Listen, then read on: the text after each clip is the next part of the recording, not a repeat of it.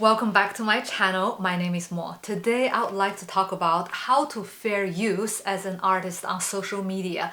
I'm pretty sure you post content every day on social media such as Instagram, Facebook, YouTube, or Tumblr or other social media of your choice. The problem is you might be mistakenly, without knowing, like infringing someone else's copyright. So fair use is a way to use someone else's copyrighted content without permission legally. That is okay. And I believe that is very important for any artist and content creator to know how to fair use on social media so that you're not liable to pay thousands, if not hundreds of thousands of dollars to the content creator, to the copyright holder.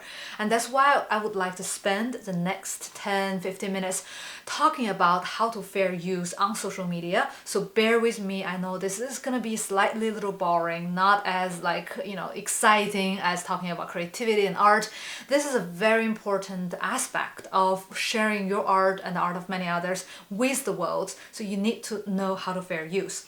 And now you may say, I'm an artist, I have my own content, I have my own art. Why would I need to share other people's art, and why I need to know how to fair use? Because there's no problem. I share all my stuff and this is my copyrighted content and this is okay.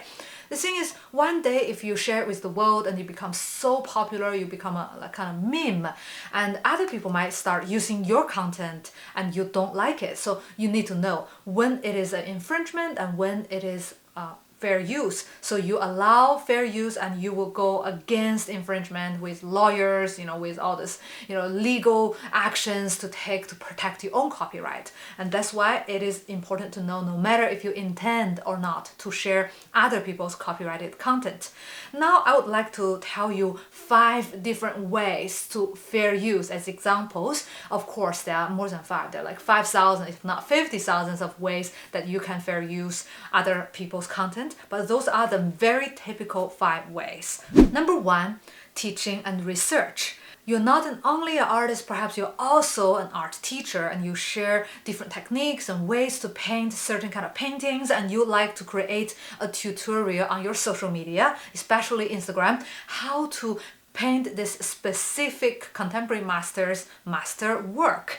And you created this IGTV video and you would like to share it. The thing is, it is a copyrighted content that you have just recreated. Is that a fair use? If you're using it for educational purposes and you're using it like non-commercially, it's just for the sake of, spreading the knowledge, that is generally okay for the fair use. The next thing is criticism and commentary. Like, you are also an art critic and you would like to share the critiques and comments on certain kind of technique a contemporary master or a fellow artist is using, and you would like to share, let's say, as an Instagram post, a specific detail of a contemporary master's work, and you say you'd like to use this detail to demonstrate and to comment certain kind of techniques. That is generally okay because you use it for critique and you are giving the full credit to the artist. You're not trying to say that is your work. You're not even making that confusion at all. And you are saying this is the artist's work and I believe he's doing this right or wrong. And you are merely expressing your own opinion, and that is okay generally for the fair use. Number 3, news reporting. Imagine you're very excited about the Sir Kapoor's work using Vanta Black, the blackest black, and you'd like to share those kind of news. That is okay because you are, although using the news reporter's words or even images, but you are giving full credit to the news agency, and also you are saying that this is a news that you have just heard and you would like to share it with your friends. The point of having news in our society is to disseminate information, and it's gonna be defeating the purpose of news if they don't allow you to spread the news. So news is for sharing, and you're sharing the news. That is generally okay. Number 4, restricted access. Maybe you have a small group with a restricted account or unlisted video and you are sharing it among a group of researchers or students about certain kind of art things. That is okay because you are not disseminating the information with hundreds of thousands of people, and you are merely just sharing it privately, and private use of certain things is okay. Like imagine you bought a book or DVD, you shared it with your neighbor, with your fellow colleagues, and that is okay even in a traditional sense, not let alone with social media. And the whole point of social media sharing among small group is you're using the technology and infrastructure of the social media to disseminate this specific information privately. Last but not least, parody. Parody is a comic way that you're using a famous artist's work like a cultural reference. Imagine the Scream is like such a famous artwork and you're using it to express your own view of life, your own opinions and your own message, and you're using this anchor as a cultural reference, right? And then you're getting your own things in there, and it's not trying to fake you as the artist of the Scream, of course not. So in this case, you are using a very transformative, like creative way to express based on other people's copyrighted works. In this way, it's okay because parody is a freedom of expression and you're free to express your view on things using cultural reference, such as other people's artworks. And now I would like to emphasize one thing. There's not a fair use law or fair use book. There's not really a way to indefinitely know if you are using it fairly or not. You have to have a judge to say, and it's strictly case by case. Maybe when you're using it, it's fair use, and when another artist is using it in a very similar way, it's not fair use. So what are the principles or factors that determine what is fair use and what is not? And you can go to Instagram and the terms of service and you can see what is fair use according to Instagram. But just to summarize, I would like to share with you the 4 factors or principles of fair use. Number 1, purpose of the use. If it's commercial or non-commercial. If you're using this content for educational purpose to like just share your knowledge with your students, with the world, and you're not making money directly from reproducing this work, that is okay.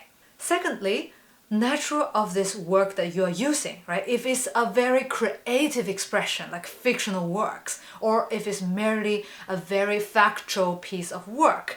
For example, if it's a news reporting, that is very factual, right? This art is painted in 1958. This is painted in 1958. There's no other more creative ways to get around it. So if you're sharing merely facts, that is okay. Number 3, how much of the work you are using and how much in the sense of what is the percentage of the work of this mise-en-scène that you are using. For example, you're using just 5, 10, 30% of the work as a reference and the rest is your own parody. That is generally okay. And also qualitative-wise, the part that you're using, how essential is it to the work? For example, in this image Scream again, you're using the background. You're not using the face, the screaming face. And obviously in this case, although you're using the same percentage of the work, but it's significantly insignificant in terms of the recognition and the message that it carries. So if it's not an essential part of the work and it's a very insignificant amount of the work, it's generally okay. Last but not the least, how harmful it is for the author and how benefit it is for the public. Again, you cannot say it strictly how, there's not a law and rule. You have to have the judge to see it in his own, objective, in his subjective, objective way. For example, you used the Anish Kapoor's Blackest Black thing and you're trying to, use a parody. In this case, you think this is more beneficial for the world to know what is happening with the Blackest Black. And versus the harm you have done to Sir Kapoor. And the judge would say, look, Kapoor as an artist is wealthy enough. And weighing the economic, financial damage that you would do to Kapoor versus the benefit you're bringing to the public. It is much better for you to share this information so the world would know. In this case, the benefit to the public is a lot more than the damage to the artist. So in this case, it's a fair use.